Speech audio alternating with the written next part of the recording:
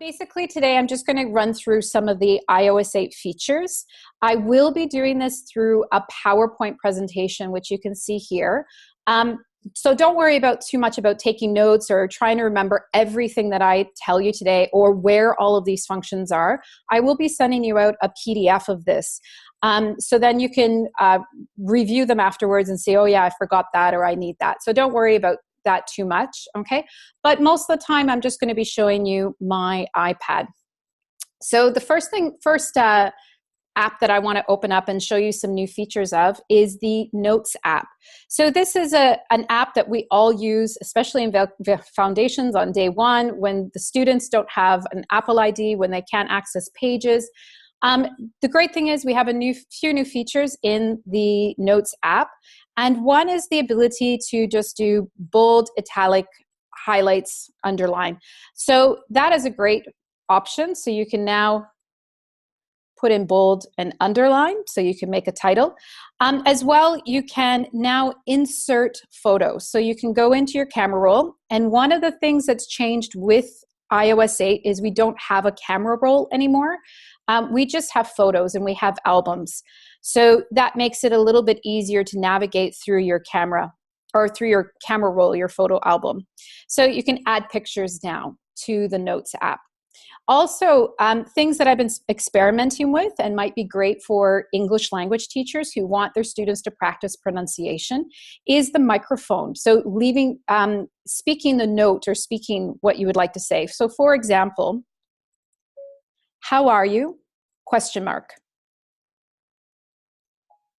Okay, so that actually works. You can get them to practice exclamation mark, question mark, and full stop. So basically, math teachers, you can do 2 + 2 = 4. And it comes up with math symbols. I haven't practiced this, as you can see, it keeps going. I haven't practiced this completely with more complicated math symbols. And I've asked a few of the math teachers to check it out and let me know how it works. So if you are a math teacher, I'll ask you the same. Find out, does it work with other math symbols? But it might be good for pronunciation and practice with learning the symbols and what they each are in English. So those are a few things that are new with Notes and just general things with the iPad. If you do not see the microphone on your keyboard, it means that you don't have Siri on. Siri needs to be on for you to see that microphone. As well, you might notice at the top of my keyboard, predictive or what they call quick type. So this is actually quite convenient if you're using it. The fact that the company is, and so as an English teacher, I would actually look and explore and give my students challenges for trying to make sentences like shorter than 7 words or trying to make the longest sentence possible, looking at those sentences, seeing if they're grammatically accurate, seeing if they actually have a good meaning behind them. The grammar is quite good with it, actually. But at the same time, teachers are like, I don't want, this is distracting. I don't want it on my keyboard. It's annoying. There's actually 3 ways, but 2 quick ways to turn it off. Basically, just tap on the keyboard and slide down. Okay, so just tap on the predictive keyboard, slide down. If you wanted to bring it back up, just tap again and slide up. You can also tap on this little smiley face here, or it might be a world icon for you. A world icon just means that you have more than just the emoji and English keyboard. It means that you have the Arabic keyboard or maybe a French keyboard as well. So if you tap on that, and then you can turn the predictive type off completely. One negative thing about the quick type, unfortunately, if you are an English teacher and you're doing a spelling exam, you can never turn it off completely, even in guided access.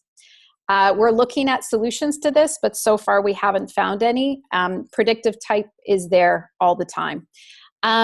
So the other good thing about the keyboard that's changed is when you are writing in other languages or when you need to add an accent to a letter, instead of going out of this keyboard into a new keyboard, you can actually just tap and hold the letter that you'd like to add the accent and choose what you would like to add. So things like L with the little scroll through it. So this is actually quite convenient and makes life a little bit easier, especially when you're writing words in foreign languages on the keyboard. Okay. So the other thing that I'm going to look at today is the speech option. So when you tap on a word, you can tap on it, highlight it, and define it. But you can also speak it. Vacation. So vacation. In order to get this working, you have to go to settings. Okay, go into settings, go into accessibility, and turn on speech. There's actually two things that you can do with speech. There's speech selection, which means that little button will appear when you select a text. And then there's also speech screen. Speech screen means that it will read the whole text. I'll demonstrate both of those while being in Safari in just a second. You can also choose different voices and different accents in English. Just be careful. I have played around with this a lot. And because I really like Australia, I played around and I wanted to hear the Australian accent to see how accurate it was. There's some words that the speech text will say that has nothing to do with Australian accent or English accent or anywhere else in the world. Nobody would say that word in that way. So it's not exactly accurate, but it is fun to play around with, so you can check it out. The speaking rate, slower or faster, and then highlight content. The highlight content, it doesn't really work. Sometimes in Safari, it doesn't stay up to speed with the speaking, but you can play around with it. And then the speak auto text, we don't really need. So if we go into Safari, I'll give you an example of how this works. So I have a article in the National, and I can just highlight a word, and you'll see this is one of the glitches in iOS 8. There's a copy and define, but no speak. If you tap out of it and you just wait 10 seconds after opening Safari, the speak will open for you. So you can choose an individual word, or you can choose paragraphs and you can speak. Attraction of an entrance plaza. Okay. So that's great. It's better to use the speak for short sections or for individual words. But you can, if you use your two fingers and drag down, when you have the speak option on. No content could be found to speak on the screen. Okay, it will speak actually the whole screen. Be really careful with that. And here is another glitch with the Safari system. And I'll talk more about Safari soon.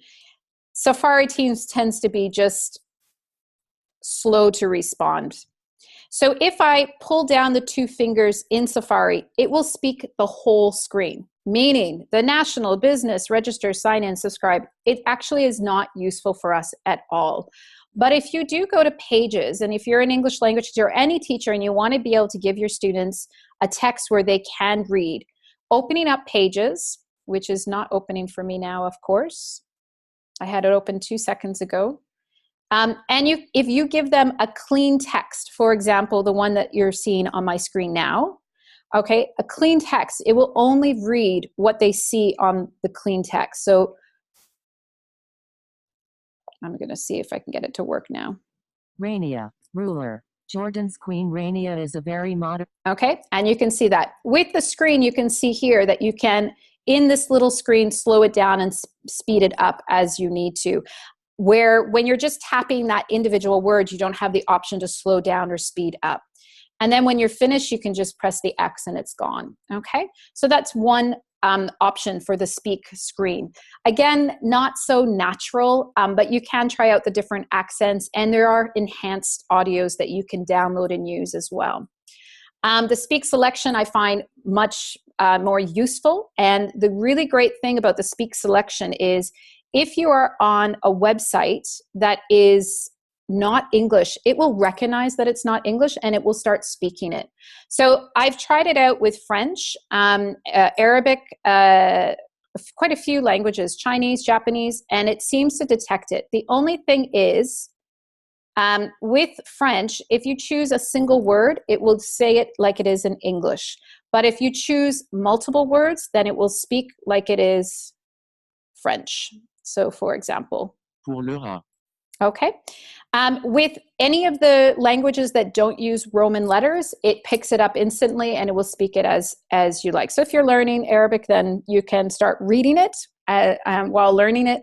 If you're learning Chinese or Japanese, it might be useful for you as well.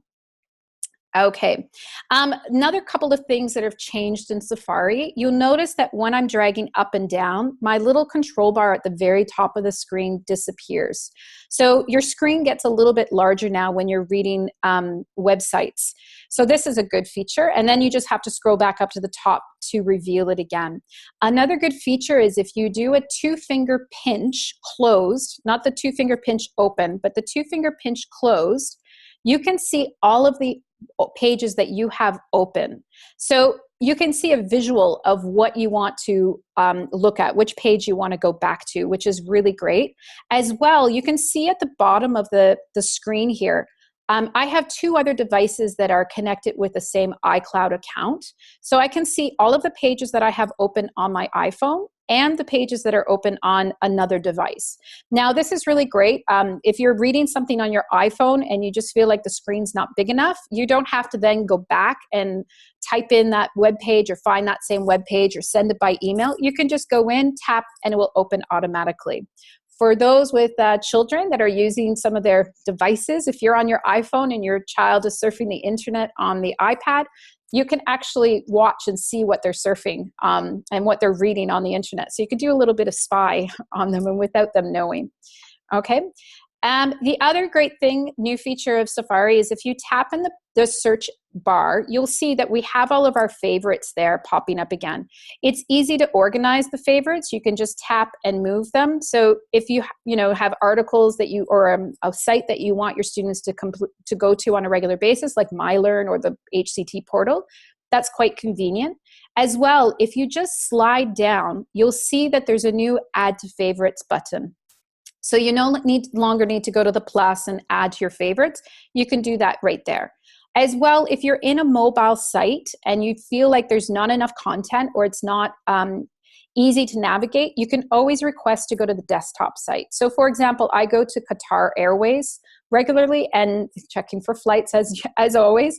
And it always goes to the mobile site, which I don't like using. And now it's really easy just to request desktop site right in there. Okay.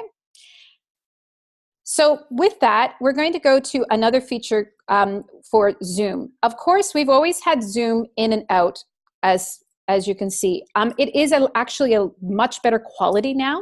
We also have a new Zoom feature, and that is with a three-finger tap. You do need to turn this on in settings, and I'll show you how to do that in a second.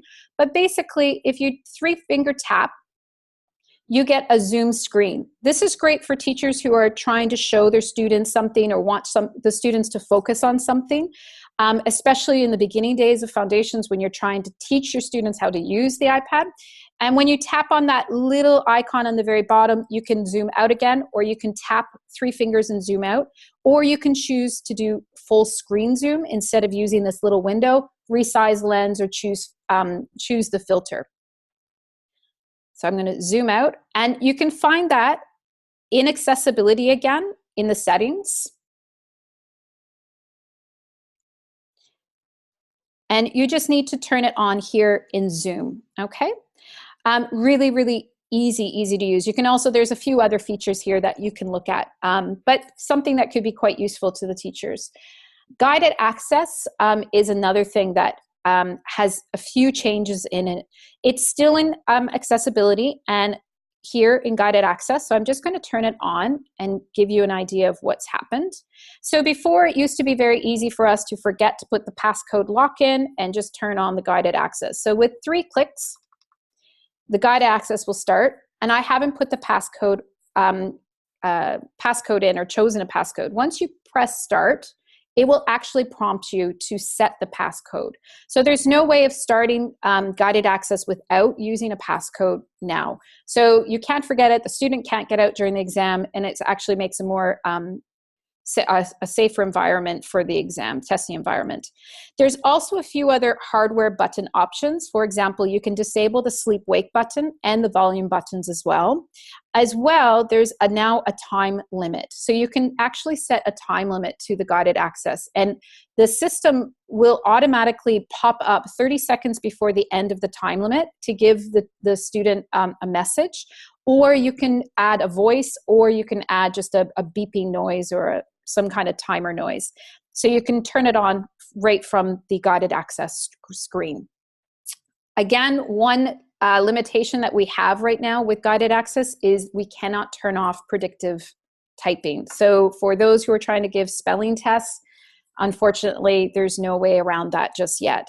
As well, we found one of the glitches. We've tried turning off the dictionary lookup, but it still works even in guided access. So the Mail app, I'll show it to you here.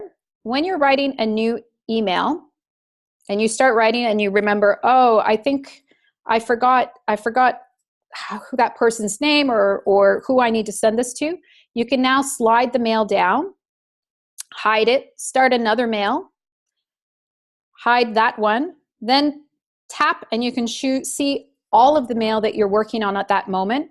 Choose to close the mail or choose to start writing the email again. A few other changes that have happened and a few that actually people have written to that they're panicking about, they're losing mail and they don't understand why. It's because when you slide to the left quickly, it puts it in trash automatically. You now need to slide just slightly to the left, and then you get the option of trash, flag, or more. And more has another option called notify me. So you can choose to be notified when anybody responds to that email or to that email thread. Another way that you can make reading and marking your emails quickly is sliding to the right, and you can mark the email as unread or mark it as read again. Okay. So mail doesn't look any different, but actually there's quite a few useful changes that have happened with the mail. Battery power is always an issue with us, especially when we're teaching with our iPad every day. We use the battery a lot. Now they have an option to view how we're using our iPad and which apps are actually taking the life out of our iPad faster and the most. So you can see here, my homes and lock screen is actually being used quite a bit, and Safari, of course. So you can look at that and see what apps are being used and taking the most of your battery power away. And if you're not using those apps actually, or if you are down with very little battery power, you can just not use those apps because you know that they're the ones that use the battery the most. As well, they've come with a new best practice for the battery life. Actually, they say that if you are using apps like Safari, Mail, Facebook, it's best not to close those apps completely, but to have them running in the background. Actually, closing and opening those apps constantly will drain the battery even more. But however, it's still best practice to close the apps that you're not using rather than having 100 waiting in the background to be used. So if your daughter or son, for example, on the weekends like to play all of those games, but they're not allowed to have access to the iPad during the week, you might want to close those apps and then just have them open and running in the background on the weekend.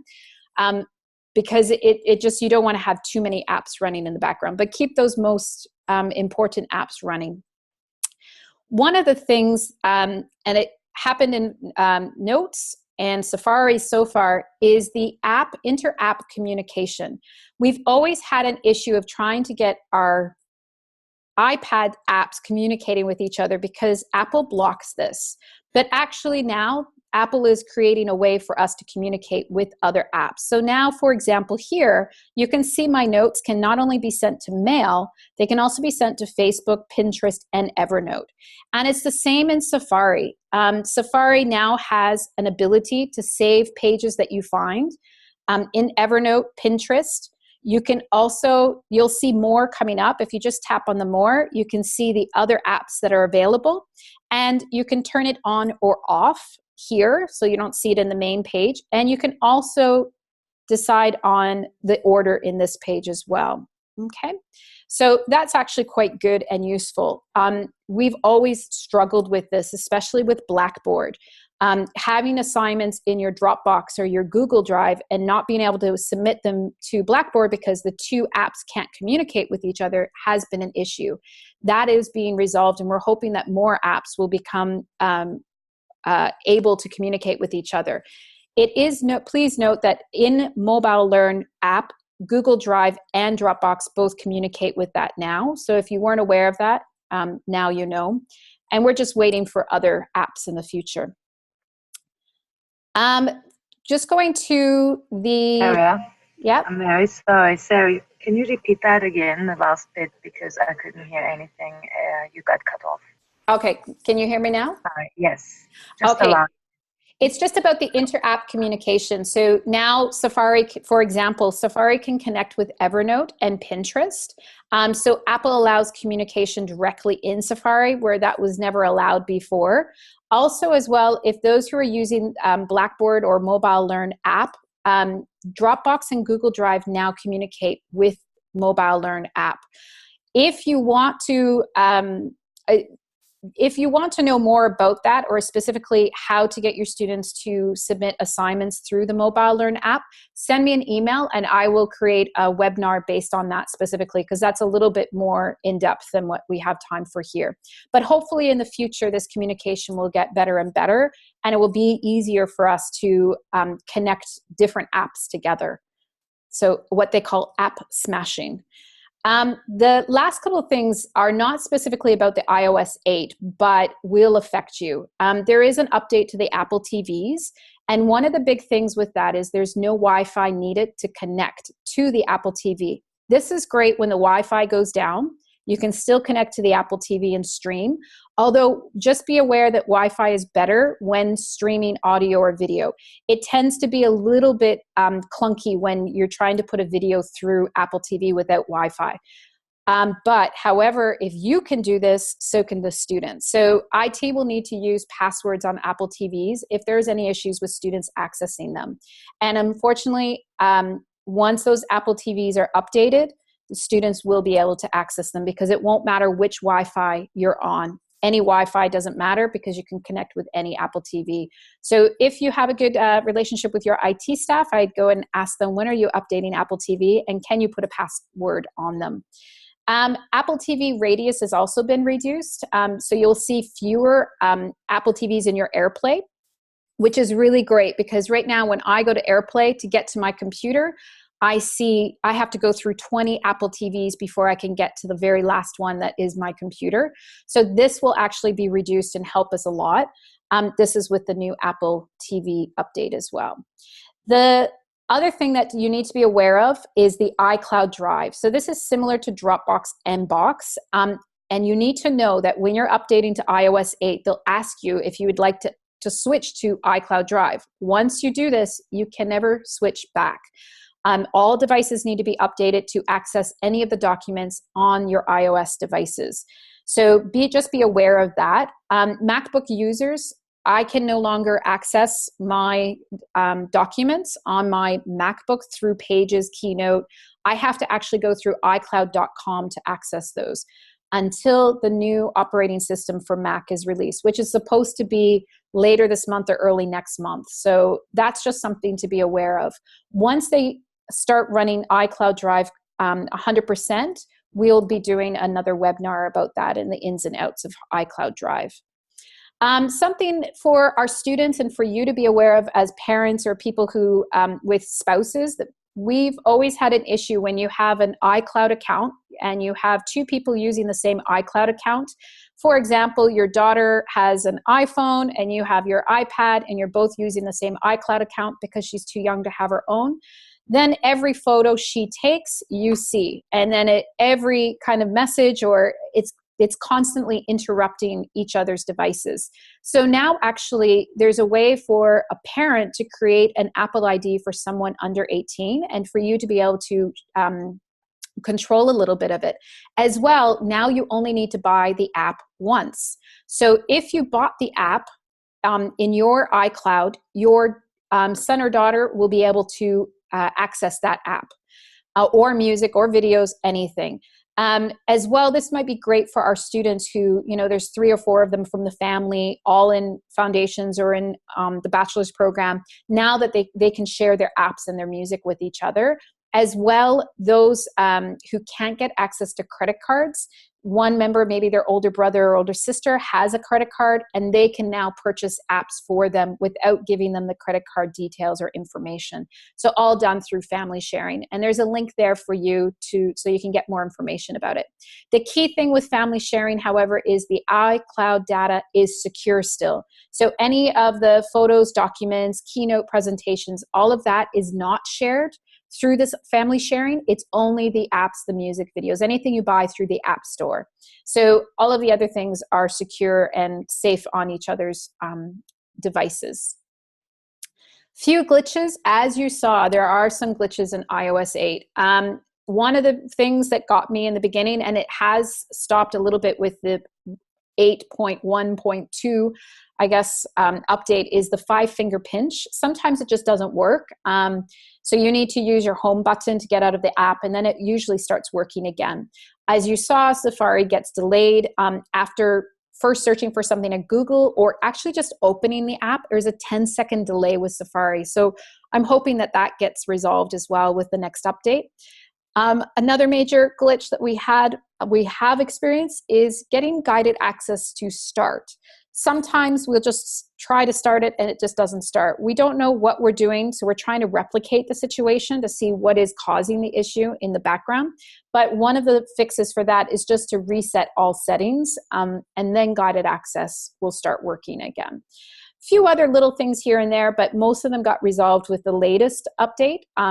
And if I find out anything more, I'll send out information on the newsletter. So that's basically a big overview of the iOS system. So I'll say goodbye to everybody now then. Have a great weekend. Just look for my email and look for the video recording of the session and the PDF version of it as well. And again, any other concerns or questions, just send me an email, okay? Thank you. Okay, great. Thank you.